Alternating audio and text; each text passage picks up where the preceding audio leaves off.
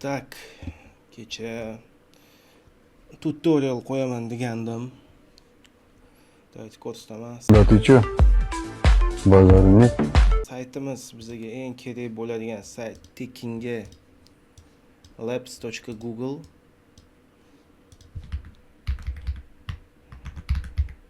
labs.google flow deb yozamiz. Kiramiz saytimizga. Create. Men akkauntimga kirib bo'lganman, o'sha Google akkauntdan. Sizlar ham kirayotganingizda so'raydi, ana login deb. Shu Google akkaunt ishlatib kiramiz. Дальше. Kirib bo'lganimizdan keyin создать проект. Mana bizda oyna ochiladi. Shundoq plyusni bosamiz. O'zimizning selfie rasmimizni tanlaymiz. Yorug' joyda rasmga tushishingiz kerak. Yuzingiz ko'rinishi kerak, svet bo'lib, hamma joyi. Qoshlarim, chizig'im, hammasi короче cho'tki ko'ringan. Keyingisi bizga kerak bo'ladigan narsa prompt. Prompt o'zi nima degan savol bo'lsa, prompt mana bunaqa katta yozuv bo'ladi. Bu o'sha искусственный intellektga bizning случайda bu nano banana ishlatamiz. Nano banana deyiladi mana.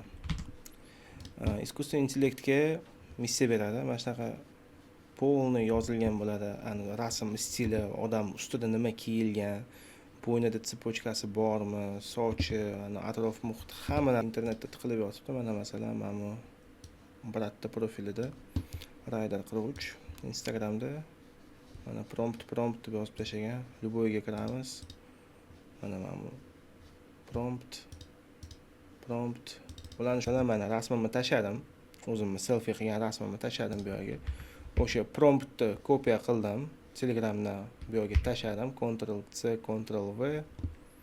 Bu yerda model tanlasak bo'ladi. Nano Banana Pro kuniga 15 ta tekin generatsiya beradi. 15 ta rasm tekinga yasasanglar bo'ladi.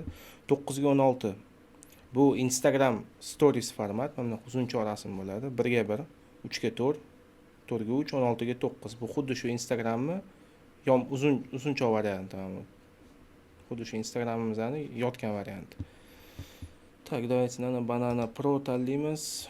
Mana bu knopkachani bitta bosamiz. Ketdi. Bos. Ya uka chiqyording.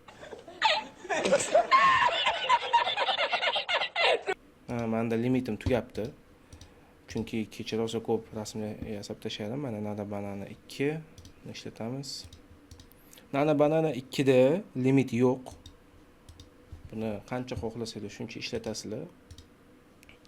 Da, kачествоsi ozgina Nano Banana Pro ga yetmaydi, lekin yuzinglarni zo'r o'xshatib beradi. Masalan, kecha yasagan rasmim.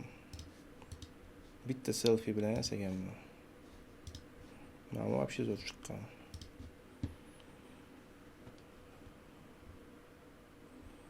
Ozgina kutamiz. Mana cho'tki rasm. Buni qanaqa skachet qilamiz? Mana shu knopkani bosamiz. Skachet 2K. Kачествоsi zo'r bo'lishi uchun 2K tanlanadi.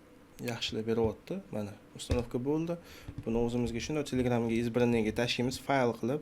Kачествоsi mana даже ko'ryapsizlar, sonlar ham cho'tki yozilgan, bitta ham xatosiz. Millat hamma umli, bironta bir to'pa odam qolmami? Hamma motivator, hamma umli, kallasi xuddi.